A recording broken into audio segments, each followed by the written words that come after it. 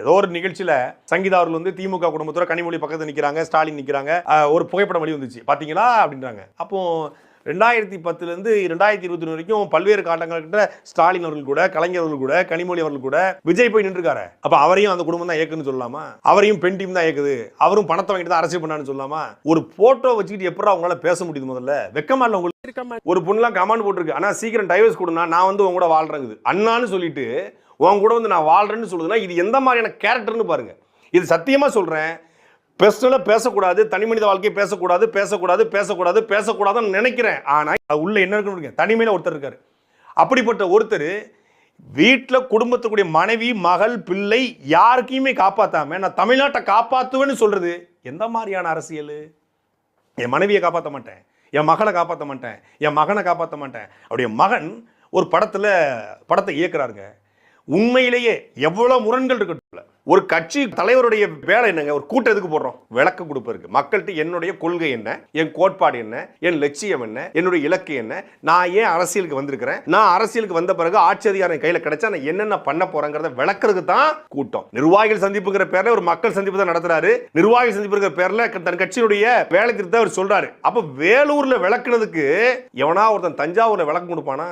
வேலூர்ல பேசுனது யாருக்குமே விளங்கல. இந்த விளக்கன பேசுனது எவனுக்கு விளங்கும்? அதனால இங்க வந்து அதுக்கு நான் ஏன் தமிழ்நாடுக்கும் எனக்கும் உறவு இருக்குன்னு சொன்னேன், நான் தான் தமிழ்நாடு, தமிழ்நாடு தான் நான் ஏன் சொன்னேன் அப்படிங்கிறது இங்க விளக்கம். இந்த விளக்கத்தையே ஒழுங்கா சொன்னாரா? கிடையாது. ஸ்டாலின் சாருக்கும் எனக்கும் தான் போட்டின்னு ஏன் சொன்னேன் அப்படின்னா, ஏன் சொன்னேன்? ஏன்னா ஸ்டாலின் சாருக்கும் எனக்கு தான் போட்டின்னு நான் சொல்றேன். ஸ்டாலின் சாருக்கும் எனக்கும் ஏன் போட்டி அப்படின்னா, நாம தான் அவங்களை வீழ்த்தக்கூடிய உண்மையான தூய சக்தி. அதனால ஸ்டாலின் சாருக்கும் எனக்கு தான் போட்டி அப்படின்னு ஆரம்பிச்சுட்டு மற்றவங்களுக்கு தான் இது வந்து எலெக்ஷன், எனக்கு இது எமோஷன். எமோஷன் இல்லடா, 4 நாள் போகாத மோசன்.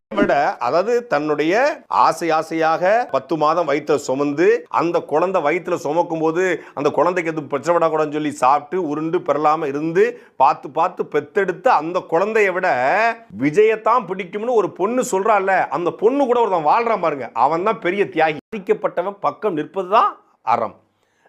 பாதிக்கப்பட்டவனுக்காக தான் இங்க அரசியல் தேவைப்படுது. பணக்காரனுக்கு அரசியல் தேவையில்லை, அதானி அம்பானிக்கு அரசியல் தேவையில்லை, முதலாளிகளுக்கு அரசியல் தேவையில்லை. அவன் பணத்தை வச்சு பார்த்துக்குவான், இன்ஃப்ளூயன்ஸ் வச்சு பார்த்துக்குவான். அந்த முதலாளிகளால், அந்த ஆதிக்க வர்க்கத்தால் யாரு பாதிக்கப்படுறாங்களோ, மேல் பாதி கிராமத்தில் ஒரு சமூகம் பாதிக்கப்படுது, கோயிலுக்குள்ள போக முடியாம, அப்ப அவங்களுக்கு பேசதான் இங்க வந்து அரசியல் தேவைப்படுது. அதனால வாய்ஸ் ஆஃப் காமன் அதை அமைப்பா கூட வச்சிருக்காரு ஆதவ அர்ஜுனா. அதே போலதான் ஸ்டெர்லைட்ல பாதிக்கப்பட்ட மக்கள் பக்கம் நிற்கிறோம், கூடங்குளத்தில் பாதிக்கப்பட்ட மக்கள் நிற்கிறோம், பரந்தூர்ல பாதிக்கப்பட்ட மக்கள் நிற்கிறோம். அதே போல தூய்மை பணியாளர் பிரச்சனை பாதிக்கப்பட்ட மக்கள் பக்கம் நிற்கிறோம். ராம்கி நிறுவனத்து பக்கம் யார் நிற்கல? எந்த கட்சி நிற்குமா? அப்படி கட்சி நின்னா அந்த கட்சி எந்த கட்சி? பணக்காரங்க கட்சி. எங்கெல்லாம் மக்கள் பாதிக்கப்படுறாங்களோ அங்கதான் அரசு.